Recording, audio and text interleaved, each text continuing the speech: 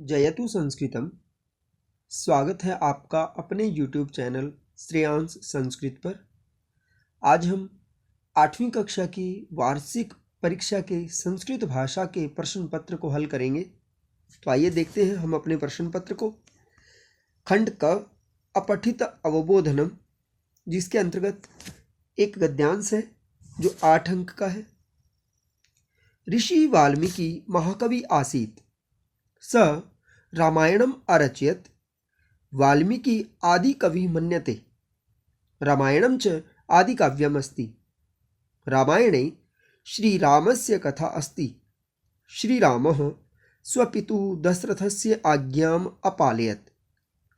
स सीता लक्ष्मणाभ्यां सह वने अवसत्।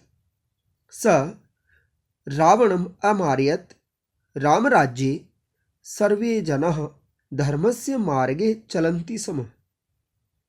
श्रीरामः आदर्शपुत्रः, आदर्शः राजा च आसीत्। तस्य राज्ये जनाः सुखिनः आसन्। प्रश्न देखते हैं। पहला प्रश्न है, कः आदि कवि आसीत्। कः आदि कवि आसीत्। तो इस प्रश्न का उत्तर है हमारा महाकवि वाल्मीकि। वाल्मीकि ही आदिकवि आसीत्। आदिकाव्यं किम् अस्ति। रामायणम्। रामायणे कस्य कथा अस्ति। श्रीरामस्य। श्रीरामः कस्य आज्ञाम् अपालयत्। स्वपितुः दशरथस्य। आगे चलते हैं प्रश्न नंबर ब पर, जिसमें पूर्ण वाक्य में उत्तर देना है और एक प्रश्न का उत्तर देना है। राम राज्ये जनाः कीदृशाः आसन्। तो इस प्रश्न का उत्तर यहाँ है, राम राज्ये जनाः सुखिनः आसन्। प्रश्न नंबर 2 देखिए, जनाः कस्य मार्गे चलन्ति स्म। उत्तर यहाँ पर है हमारा, सर्वे जनाः धर्मस्य मार्गे चलन्ति स्म। आगे चलिए प्रश्न नंबर 6 पर, निर्देशानुसारेण उत्तरतः। निर्देश के अनुसार उत्तर देना है। देखिए, श्रीरामः स्वपितुः दशरथस्य आज्ञाम् अपालयत्। अत्र कर्तृपदं किम्। श्रीरामः। रामायणे कथा अस्ति। अत्र क्रियापदं किम् अस्ति। श्रीरामः पुत्रः राजा च आसीत्। अत्र अव्ययपदं च। और अस्य अनुच्छेदस्य कृते उपयुक्तं शीर्षकं संस्कृतेन लिखतः। इसका शीर्षक हम लिख सकते हैं रामायणम।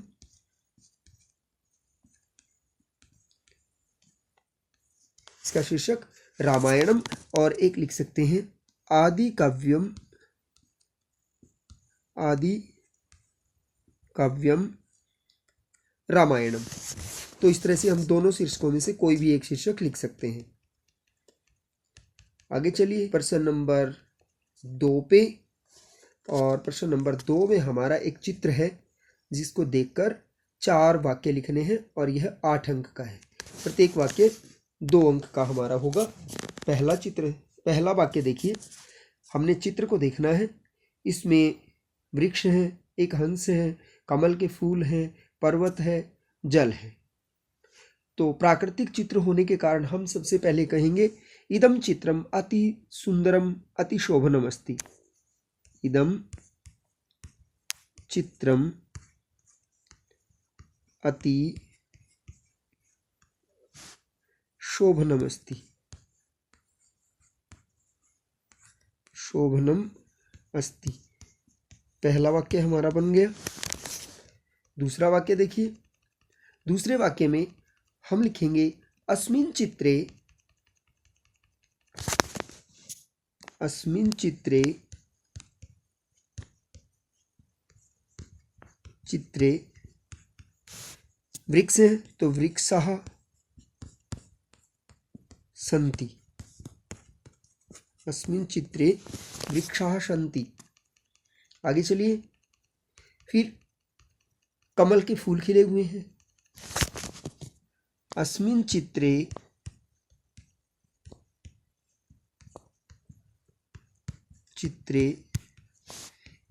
कमलानि पुष्पाणि सन्ति। चौथा वाक्य देखिए। चौथा वाक्य, चित्रे एक हंसः अस्ति। चित्रे एकः हंसः अस्ति। 4 वाक्य हमारे हो गए हैं। और वाक्य हम चाहें तो इस पर बहुत सारे वाक्य बनाए जा सकते हैं। जले मीनाः सन्ति। जले मीनाः सन्ति। मीनाः मतलब मछलियाँ, पानी में मछलियाँ हैं। प्रश्न नंबर 3 हम देखते हैं। पदानां चयनं कृत्वा 4 वाक्यानि लिखतः। 4 वाक्य बनाने हैं। देखिए, वयम हम सब, स वह, त्वम तुम, अहम मैं, ते वे सब। तो वयम उत्तम पुरुष बहुवचन है, तो बहुवचन की क्रिया हमारे पास है क्रीड़ा में।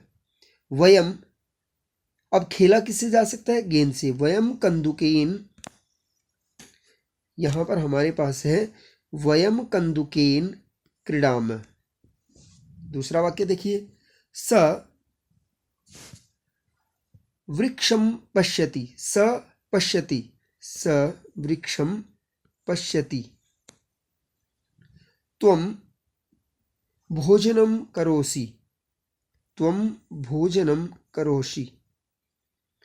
अहं पुस्तकं पठामि। ते उपवनं गच्छन्ति। तो इस तरह से हम 4 वाक्य बना लेते हैं। आगे चलिए, प्रश्न नंबर 4 पर अनुप्रयुक्त व्याकरण है। और देखिए, पहला है संधि और संधि विच्छेद करना है। प्रथमोपग्रहस्य, प्रथम जमा उपग्रहस्य। ग्रीष्म ऋतौ, ग्रीष्म जमा ऋतौ। रवीन्द्रः, रवि जमा इंद्रः, रवीन्द्रः। आगे चलते हैं 4 पर। अध्ययन अभिलाषा, अ और अ मिलेगा तो आ बन जाएगा अध्ययनाभिलाषा, अध्ययनाभिलाषा। आगे चलते हैं प्रश्न नंबर 5 पर। यहाँ पर प्रकृति और प्रत्यय जोड़ना है या फिर अलग करना है। देखिए, प्रीज मातुमुन कर्तुम, प्रीज मातुमुन कर्तुम। लिख जमा कत्वा, लिखित्वा। हमारा है लिख जमा कत्वा, लिखित्वा। आगे चलिए, स्थातुम, स्था जमा तुमुन, स्था जमा तुमुन। आगे चलिए, गत्वा, गम धातु, गम जमा कत्वा, गत्वा। आगे चलते हैं। अगला जो हमारा प्रश्न है वो अव्यय पद चुनकर भरना है रिक्त स्थान में। और देखिए, अहम पंचवादने उत्तिष्ठामि। अब सुबह उठा जाता है तो यहाँ आएगा प्रातः, पहले में भरा जाएगा प्रातः। दूसरा देखिए, दूसरे में हमारा है त्वम कुतः विद्यालयम आगच्छसि। यहाँ आएगा कुतः, कहाँ से, तुम कहाँ से विद्यालय आते हो। आगे चलते हैं। मम अध्यापकः अत्र, यहाँ पर। और आवाम स्व पुनः, इसमें आएगा पुनः। आगे चलते हैं, देखिए प्रश्न नंबर 7 पर। और प्रश्न नंबर 7 में संख्यावाची शब्द हैं। इस बार थोड़ा सा बदल कर दिया हुआ है। पहले सीधे अंक दिए जाते थे और उनके संख्यावाची शब्द लिखने थे, लेकिन अब की बार थोड़ा सा बदल के दिया है। ग्रह, ग्रह कितने होते हैं? 9, ग्रह 9 भवन्ति। ईश्वरः एकः, एकः। घटिकायां, घड़ी में खालिस्तान पर्यंतम संख्या भवति। घड़ी में कितने तक संख्या होती है? 12 तक।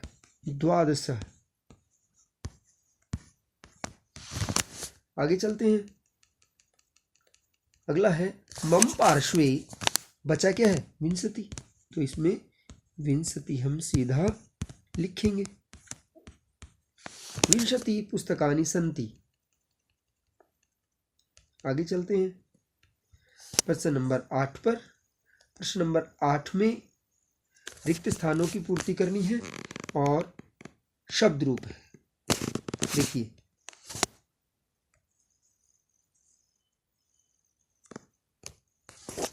पहला है मम विद्यालये खालिस्थान समूह संस्कृतम पठति। समूह बालकानां। अत्र अनेके मुनयः, मुनयः यजन्ति। यहाँ पर अनेक मुनि यज्ञ करते हैं।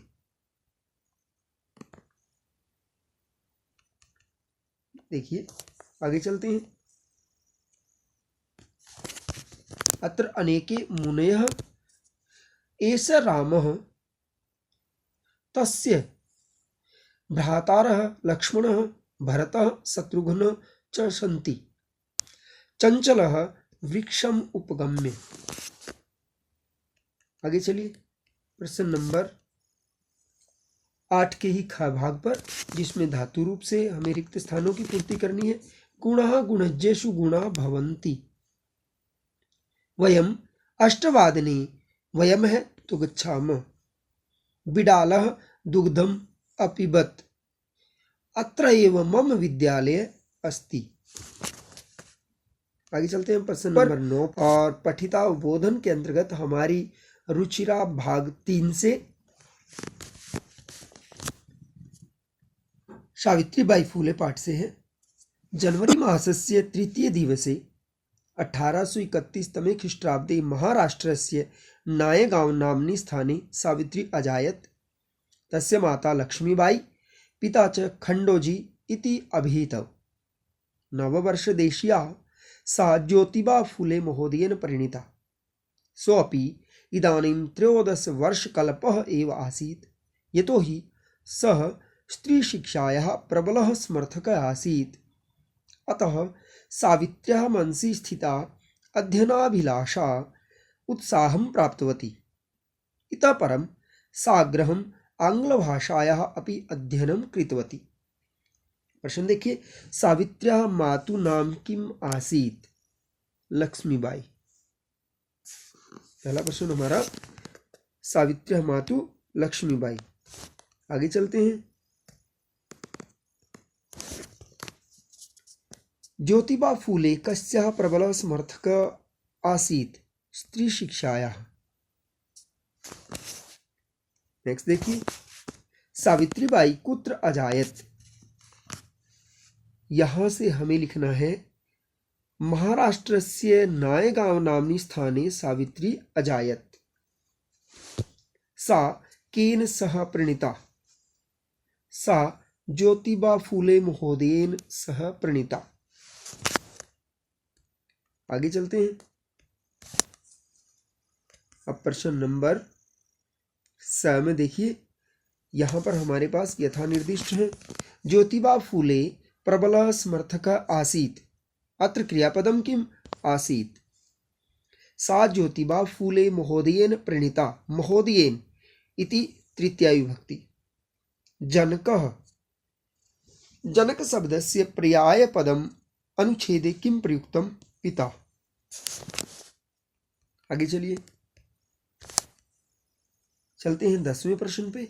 और 10वां प्रश्न हमारा एक श्लोक है जो सदैव पुरतो निधेहि चरणम पाठ से है। देखिए, जहि भीतिम भज भज शक्तिम विधेहि राष्ट्रे तथा अनुरक्तिम कुरु कुरु सततम ध्येय स्मरणम सदैव पुरतो निधेहि चरणम। कस्मिन् अनुरक्तिम विधेहि राष्ट्रे सदैव पुरतः किम निधेहि चरणम। आगे चलिए,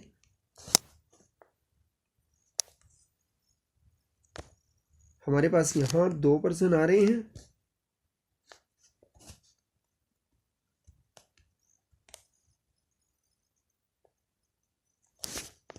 देखिए, सततम किम करणीयम, सततम ध्येय स्मरणम करणीयम, सततम ध्येय स्मरणम करणीयम। भीतिम त्यक्त्वा काम भज, भीतिम त्यक्त्वा शक्तिम भज, ये इसका है। आगे चलते हैं सपाठ पर और देखते हैं इसमें हमारे पास यथा निर्देश है। श्लोके बलम पदस्य पर्याय रूपम किम पदम शक्तिम विधेहि राष्ट्रे तथा अनुरक्तिम राष्ट्रे इति पदे का विभक्ति सप्तमी। आगे चलिए, कुरु कुरु सततम ध्येय स्मरणम, अत्र कुरु इति पदे का लकारः लोट लकारः। 11वें प्रश्न पर चलते हैं और हमारा 11वां प्रश्न जो है वो नाट्यांश है और कह रक्षति कह रक्षिता पाठ से है। देखिए, यहाँ पर 4 बच्चे बात कर रहे हैं, परमिंदर, औसिफ, वैभव और विनय। आम एतदपि सर्वथा सत्यम आगच्छन्तु नदी तीरम गच्छाम तत्र चेत कांचित शांतिं प्राप्तुं शक्नुमः। नदी तीरम गन्तुकामः बालाः यत्र तत्र अवकर भाण्डारं दृष्ट्वा वार्तालापं कुर्वन्ति। पश्यन्तु मित्राणि, यत्र तत्र प्लास्टिक स्यूतानि अन्यत् च अवकरं प्रक्षिप्तम् अस्ति। कथ्यते यत् स्वच्छता स्वास्थ्यकरी, परं वयं तु शिक्षिताः अपि अशिक्षिताः इव आचरामः। अनेन प्रकारेण वैभव कहते हैं, गृहाणि तु अस्माभिः नित्यं स्वच्छानि क्रियन्ते, परं किमर्थं पर्यावरणस्य स्वच्छतां प्रति ध्यानं न दीयते। विनय, पश्य पश्य उपरितः इदानीमपि अवकरः मार्गे क्षिप्यते। प्रश्नों को देखते हैं। हमारा पहला प्रश्न है, अस्मिन् अनुच्छेदे कति छात्राः वार्तालापं कुर्वन्ति। अस्मिन् अनुच्छेदे परमिंदर 1, औसिफ 2, वैभव 3 और विनय 4। तो हम इसका उत्तर लिखेंगे चत्वारः, चत्वारः इसका उत्तर होगा। आगे है, का कथयति आगच्छन्तु नदी तीरम गच्छामः परमिंदर, परमिंदरः, परमिंदरः कथयति। आगे चलते हैं। हमारा प्रश्न है, नदी तीरम गन्तुकामः बालाः किं दृष्ट्वा वार्तालापं कुर्वन्ति। इसका उत्तर हमारे पास है यहां से यहां तक का। आगे चलते हैं। वैभवः किं कथयति, वैभवः किं कथयति। यहां से वैभव की पूरी बात को हम इसका उत्तर लिखेंगे। चलिए आगे चलते हैं। प्रदत्त विकल्पेभ्य उचितम उत्तरम चित्वा लिखतः। पहला है हमारा, पहला जो प्रश्न हमारा है वो है, आगच्छन्तु नदी तीरम गच्छामः, अत्र आगच्छन्तु पदे का लकार लोट लकार। वयं तु शिक्षिताः, अत्र शिक्षिताः पदस्य विलोम पदम अनुच्छेदे किं प्रयुक्तम् अशिक्षिताः। प्रश्न नंबर 3 देखिए, नित्य स्वच्छानि गृहाणि शोभन्ते, अत्र विशेषण पदम नित्य स्वच्छानि आगे चलते हैं प्रश्न नंबर 12 पर। गुणः गुणज्येषु गुणाः भवन्ति ते निर्गुणं प्राप्य भवन्ति दोषाः सुस्वादुतोयाः प्रभवन्ति नद्यः समुद्रम आसाद्य भवन्त्यपेयः। हमारे पास मंजूषा दी है और मंजूषा में हमारे पास 3 शब्द हैं, भवन्ति, गुणः, नद्यः। भवन्ति किसके साथ जुड़ा है? गुणः, गुणज्येषु, यहाँ भवन्ति जुड़ा है पहला हमारा, लेकिन यहाँ भवन्ति आया हुआ है, तो यहाँ से कौन सा मिश्र है? गुणः, गुणः पर एक आएगा। ते निर्गुणम प्राप्य दोषाः भवन्ति, 2। सुस्वादुतोयाः नद्यः, 3 नंबर पे नद्यः। चलिए चलते हैं 13वें प्रश्न पर। और 13वां प्रश्न जो हमारा होता है उसमें हमें 2 श्लोक लिखने होते हैं जो हमारे में ना हो लेकिन हमारी पुस्तक से रुचिरा से हो। पहला लिखिए, दृष्टिपूतम न्यसेत पादम। देखिए, दृष्टिपूतम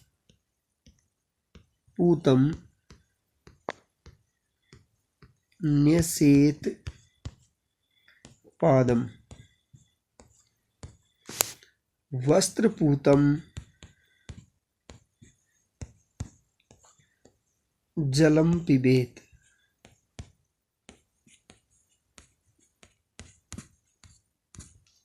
दूसरी लाइन, सत्यपूताम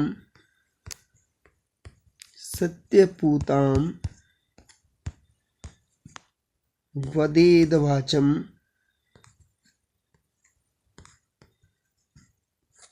वाचम और मनःपूतम समाचरेत। मनःपूतम समाचरेत।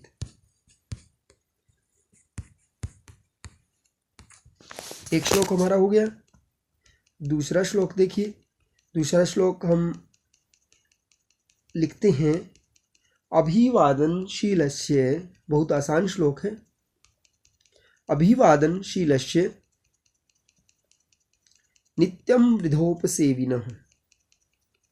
श्लोक हमारा होगा, अभिवादनशीलस्य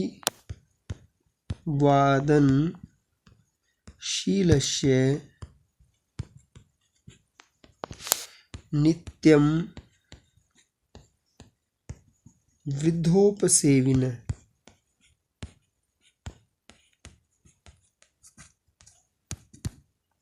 चत्वारि तस्य वर्धन्ते